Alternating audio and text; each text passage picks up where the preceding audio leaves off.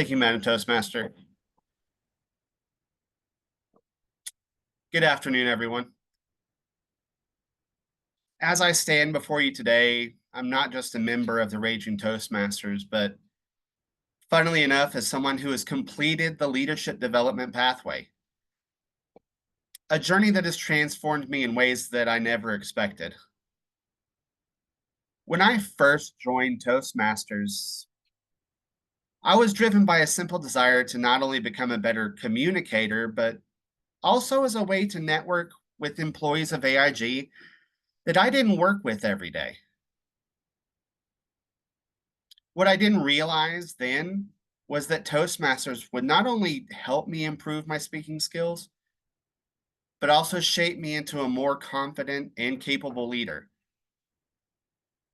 At the start of this journey, the leadership development pathway felt like a mountain. I knew that developing leadership skills would require stepping out of my comfort zone.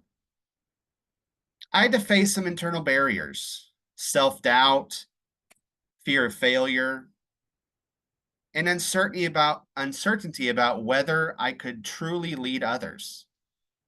But I was determined to give it my best. One of the biggest challenges for me was learning to lead a team within a corporate setting. Leadership, after all, is not just about speaking to an audience, it's about connecting with people, guiding them toward a common goal, and inspiring them along the way. As I worked through the projects and assignments, I found myself managing a team through a time of change and transition. There were definitely moments of doubt, especially when things didn't go as planned. But I learned to adapt, delegate, and even communicate more effectively. I realized that leadership is not about being perfect, it's about being present, listening, and encouraging others. The leadership development pathway wasn't just a series of tasks to check off a list. Each project was an opportunity for self-reflection and growth.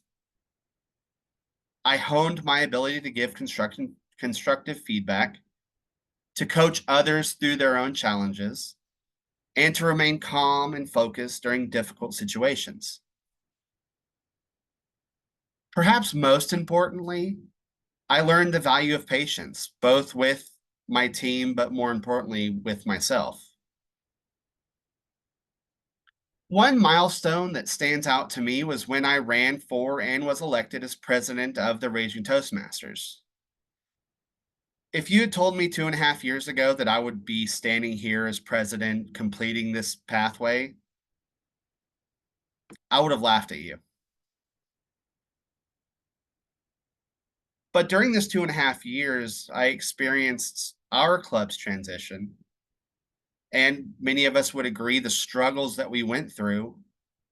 So I felt that it was my responsibility to help continue the path we were on.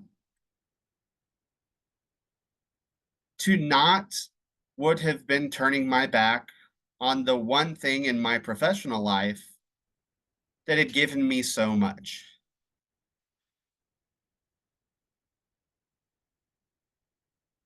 On this journey, I've given a lot of speeches. As anyone who's completed a pathway knows, that's just part of the gig. I did an icebreaker introducing parts of myself to people that I had just gotten to know.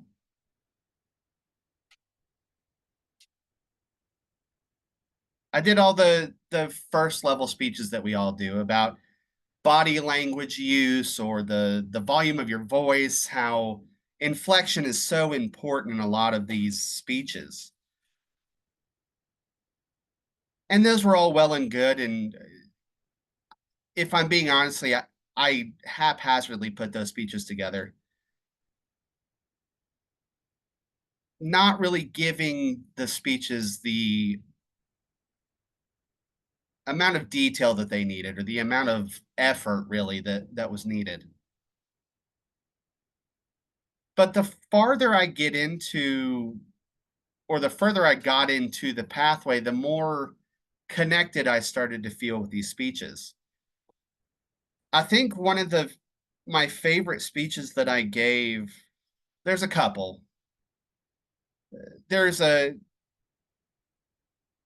project that you do where you write shorter speeches. And so, it's like 3 to 4 minute speeches. And I got to do that project shortly after I had been elected president.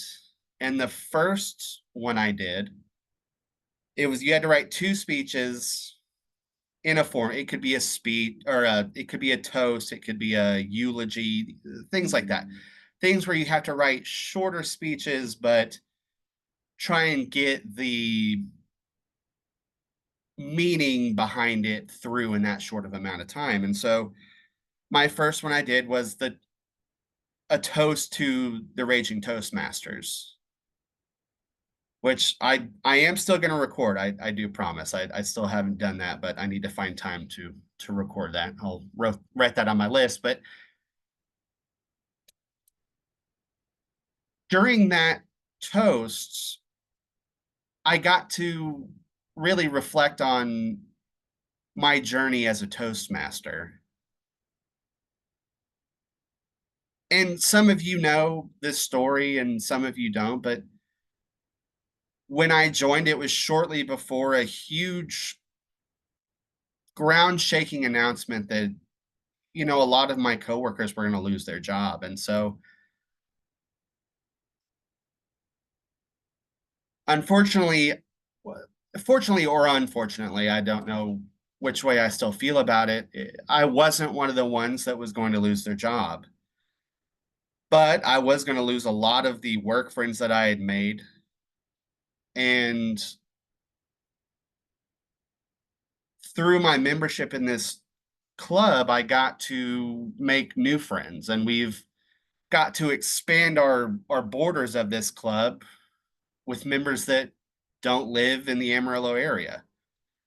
Somu obviously is an international member, and we had Shay move from the Amarillo area to California, but and then we have Elizabeth, who's from the Houston area, now Dallas, and then we had a member from Pennsylvania for a little bit, and hopefully she'll be back. But it was a way for me to ground myself and to really put more of myself in these speeches, if you will, be a lot more vulnerable to people. And it's a very hard thing to do, to open yourself up to people that maybe you don't know that well, but that vulnerability has helped me stay grounded and really helped me through that transition of become of, again, like I've said before, I've never been a part of something like that. I've never been a part of a layoff, but this group has helped me remain grounded and helped me develop friendships that I didn't know would be there. And then the second part of that project, I got to redo the eulogy I did at my grandfather's funeral. And again, I think that had to do, my favorite part about that one was, again, that vulnerability. If I don't know if anyone's in here ever given a eulogy, it is one of the, well, two of the hardest things I've ever had to do. If I've given a eulogy at my grandfather's funeral, and I've given a eulogy at my grandmother's funeral. And I think what I learned through that was, again, not only the vulnerability aspect of it, but it was controlling my emotions enough to get through a eulogy. Because when you speak about someone that you love so much that is no longer there, it's so hard to keep all those memories from flowing back into your mind in that time. And Thankfully for me, all those memories were good ones, but it can almost be it's almost impossible if I'm being completely honest. But again, getting to do that in front of this group, I think was really cathartic for me to share not only part of me, but really part of my history with my grandfather. An extremely quiet man, but like I said in the eulogy, a sharp man, a funny man, and probably one of the best men I've ever known. So as I reflect on this journey through the leadership development pathway, I have to say I am amazed at the progress I've made. I'm more confident in my ability to lead, and I think I'm better equipped to face challenges, not only here in Toastmasters, but in my professional and personal life. Completing this pathway has not only given me tools to lead, it's given me the mindset of a leader, someone who embraces challenges, values collaboration, and leads with integrity. I've come to understand that true leadership is about empowering others, not just taking charge. But unlike the title of this speech, this is not the end of my journey. It's only the beginning. The skills I've developed and the lessons I've learned will stay with me as I continue to grow, both here in Toastmasters and hopefully in every area of my life. So I want to encourage everyone here today, whether you're just starting your journey or already on your way, do not underestimate the power of your pathway. It's so much more than just a series of speeches and tasks. It is a transformative experience that will shape you into the person you hope to be, and maybe the person you're meant to be. So I want to thank you all, my fellow Toastmasters, anyone who has ever given me mentorship, and anyone and everyone who has supported me along the way. I am deeply grateful for this group. I will probably never be able to express in words how much all of you mean to me. So here's to continuing our journeys as speakers together. And as many of you know, I like to end many of my speeches with a quote. And this is the one that really stuck out to me when I was on the old Google machine. It says, "The journey of 1,000 miles begins with one step. Sometimes it's the journey that teaches you a lot about your destination. The only journey is the one within, and that journey is never ending." Thank you.